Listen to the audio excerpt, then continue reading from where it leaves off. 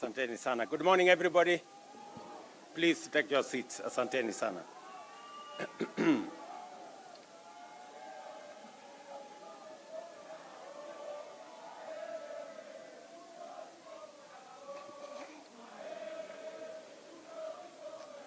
Asanteni sana. Thank you. Asante sana. Nairobi hoye. Nairobi hoye. Bas, asanteni sana. Ningependa kuchukua nafasi hii kwa niaba ya serikali ya Kenya kusema ya kwamba tumefika hapa asubuhi ya leo katika ghafla hii ya muhimu ya mambo ya umeme katika taifa letu la Kenya. And let me make this statement.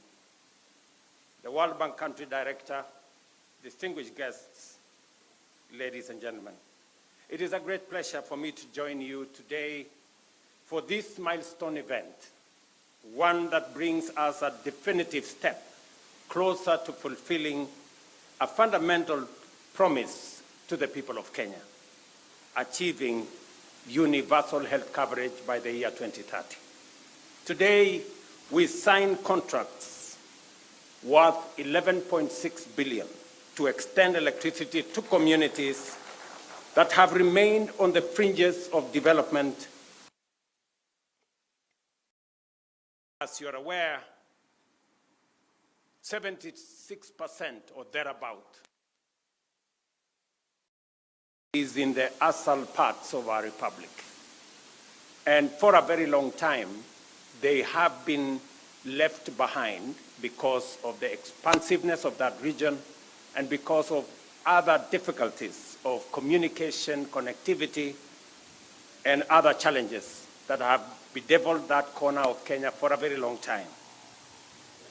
The government of Kenya designed this COSAP program as an affirmative action program to take care of the people of the 14 counties that forms the northern part of Kenya. The 14 contracts signed today will establish 113 mini-grids, bring electricity to counties of Turkana, Marsabit, Samburu, Isiolo, Mandera, Wajir, Garissa, Tana River, Lamu, Kilifi, Kwale, and Narok. This marks a significant step and expansion of Kenya's growing energy revolution. Additionally, 6 contracts will be signed to ensure that 343 public health facilities, schools, and administrative offices are connected to electricity through standalone solar systems at a cost of 438 million. A further 316 solar water pumps, 4 boreholes worth 1.6 billion are in the final stages of procurement, ensuring that electricity not only lights homes, but also powers essential services for communities across Kenya. Today's event is more than just a contract signing. It is a reaffirmation of our unwavering commitment to inclusive development. It sends a clear message that no Kenyan, regardless of location or background, will be left behind in our nation's march to progress. Our mission is to extend modern, reliable, and affordable electricity to every home, school, and business, from the most remote villages to the busiest urban centers. This is the foundation of our development agenda, firmly anchored on Vision 2030 and the bottom-up economic transformation agenda, ensuring that every citizen has access to opportunity, access to progress, and dignity. Kenya has made remarkable strides in electrification, increasing access from 29% in 2013 to 75% today, positioning us among the leading nations in sub-Saharan Africa. However, this progress has not been uniform While electrification has advanced in urban centers and along major transport corridors, vast rural areas remain in darkness. For communities far from the national grid, solar power offers the most practical, cost-effective, and immediate solution. That is why the government of Kenya, in partnership with the World Bank, is implementing the Kenya Off-Grid Solar Access Project, commonly known as COSAP. This initiative is about more than just power. It is about transformation. With electricity in health facilities, vaccines and essential medicines will be safely stored, ensuring life-saving treatment reaches all that need it. With electricity in schools, our children will benefit from longer study hours, better learning environment, and greater opportunities to excel. With power in homes and businesses, we will unlock new economic opportunities, support small and micro enterprises, and create jobs, turning villages into vibrant hubs of commerce and innovation. Distinguished guests, through the last mile connectivity program under the Kenya Power, 1.2 million customers have already been connected in the last 2 years, with another 460,000 set to benefit by 2026.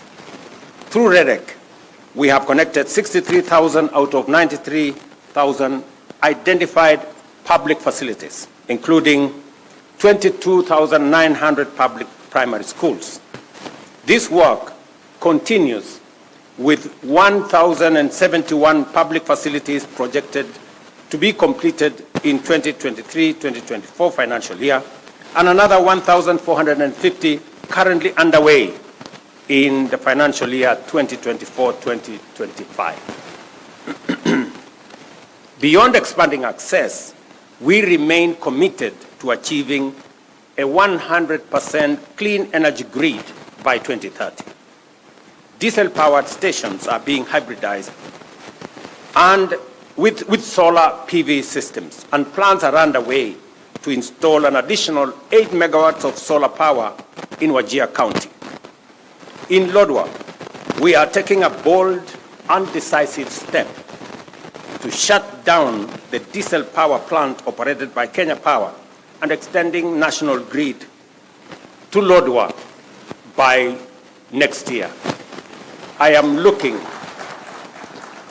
for that proud moment to switch off the diesel power plant in Lodwar for the first time. This includes constructing a 100-kilometer of 66 kilowatt power lines and a substation, at a cost of 900 million. These projects are clear statements of intent. We are reducing our dependence on costly and polluting diesel power, cutting energy costs, and reinforcing our climate commitments while enhancing access to our communities, to our villages, and to our towns. Until every household, school, business, and health facility in Kenya has reliable and affordable electricity. And I want to confirm that for the last 7 years, we've had estates, or in fact, areas like Kosovo here in Hospital Ward, Mukuru kwa Njenga, Mukuru kwa Ruben, Mugumoini in Embakasi West, that have lived in darkness for the last 7 years. I have given very firm instructions to the ministry, to REDEC, and to Kenya Power to develop a mechanism where we will light up those estates and those areas of Nairobi. It cannot be that in the capital city of Kenya, there are citizens living in darkness. And the Departmental Committee of Energy at the National Assembly, as we engage with the supplementary budget, we must provide resources for that to happen so that we can light up those areas of Nairobi as we light up the bigger part of northern Kenya. And we are intentional, we are deliberate as we do this, because we must develop this country in a wholesome manner.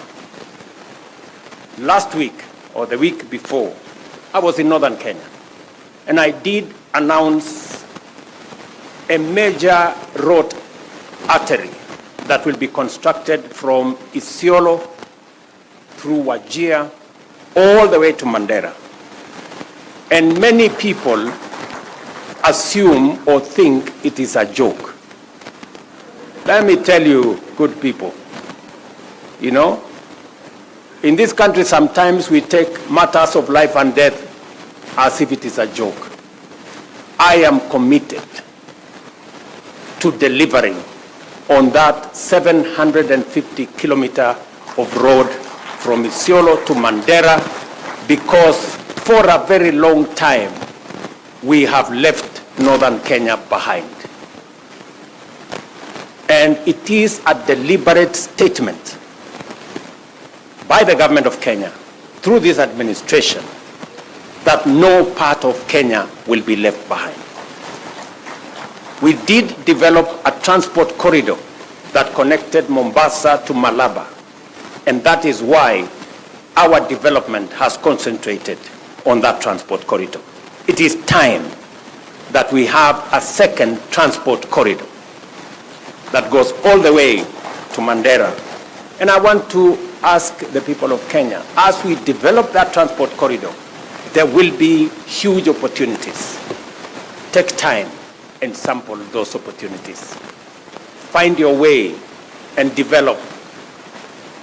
As that piece of infrastructure is being developed, and I want to confirm here that there are already 7 contractors on the ground to make sure that that road is done.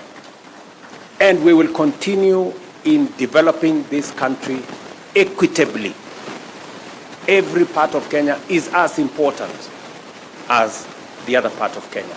It is also the same reason that the government of Kenya provided an extra 1 billion shillings for especially informal settlements in Nairobi to develop schools.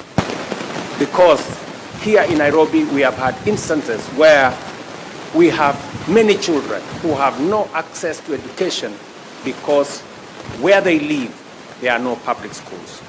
And we will continue to sample the opportunities, look out for the people who are vulnerable, look out for those who are left behind, and carry them along so that we can move together as a nation. So apart from the electrification program that we have all the other programs that are running. Our housing program is on course, and I want to assure the people of Hospital Ward here in Kosovo and all the other areas.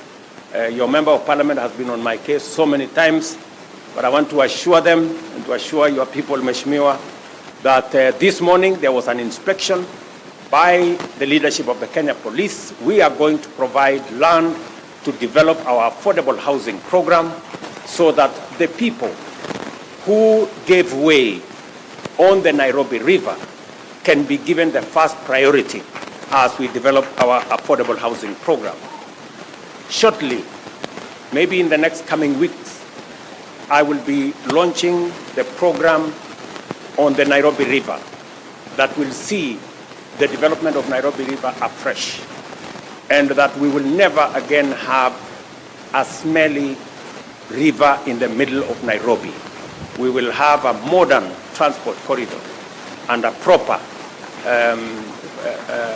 piece of infrastructure around the Nairobi River. Again, it is because we must do the things we must do to change our country, irrespective of all the other things and all the other considerations that ordinarily inform decisions that have political ramifications. To the contractors, signing this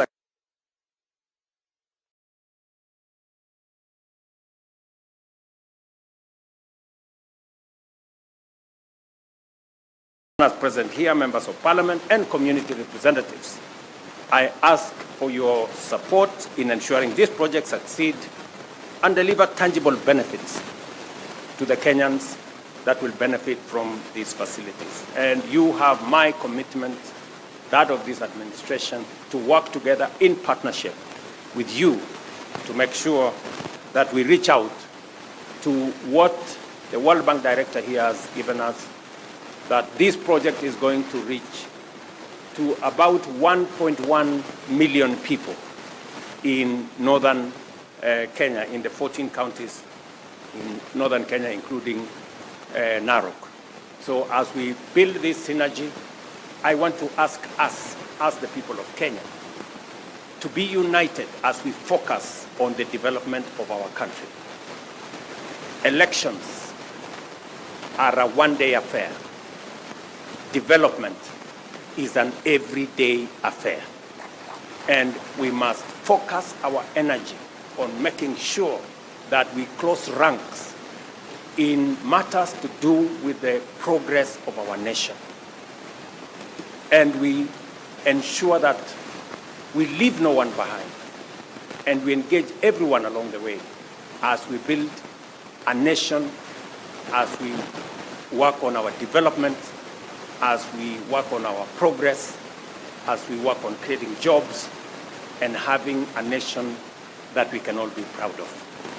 So let me encourage all of us as we conclude this event that I am looking forward to working with all the leaders, especially on the subjects that are important to the development of our country and that affect the people of the Republic of Kenya, because that is our calling, that is our responsibility, that is our assignment. Thank you very much to all of you leaders who have come to this event and all the other stakeholders who have come to participate in this event. I look forward to working with you. Asanteni sana.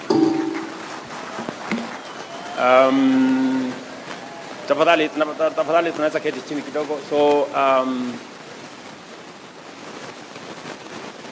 viongozi wa Nairobi wameniuliza ya kwamba kuna sehemu ziko na matatizo ya umeme, vile nimesema hapa. Tayari tushakubaliana mpango ambayo tutakuwa nayo.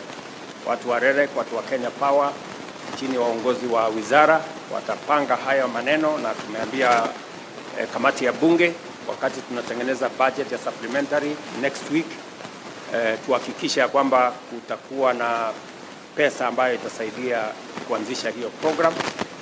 Tumekubaliana vile vile wakati tunatengeneza Kenya kwa ujumla. Kila sehemu ya Kenya ni ya muhimu. Leo tunazungumzia stima Northern Kenya, mahali kwa muda mrefu wamebaki nyuma na wamebaki kwa giza. Pia tunazungumzia wale wako katikati yetu hapa Nairobi. Kuna sehemu ya Nairobi pia vile kuna giza kule Northern Kenya, pia kuna giza hapa Nairobi katikati.